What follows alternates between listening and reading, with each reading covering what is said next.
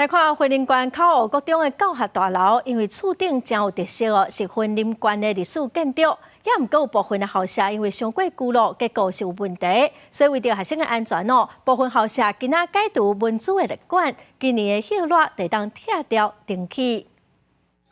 这款悬悬低低厝顶是9年国民义务教育的校舍建筑特色。云林考湖国中北栋西边的教学大楼，就是做这款的厝顶，捌互人列做历史建筑。不过因为要经过3阶段的增建，年久月深，佮加上地动，建筑物的结构出现严重损坏，影响到安全。是属于3层楼老碑少，就是不同的年限去盖的。那相对历经最近这几次的地震更显得这个整个结构都整个柱子都裂得蛮严重的。那教育部有针对各级学校的这个危险教室来进行这个补强跟拆除重建。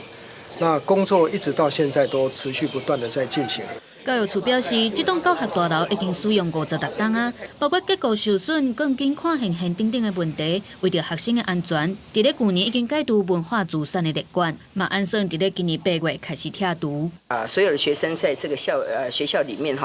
整个的学习过程当中都能够非常的安全，然后那所以呢，我们校长也提出来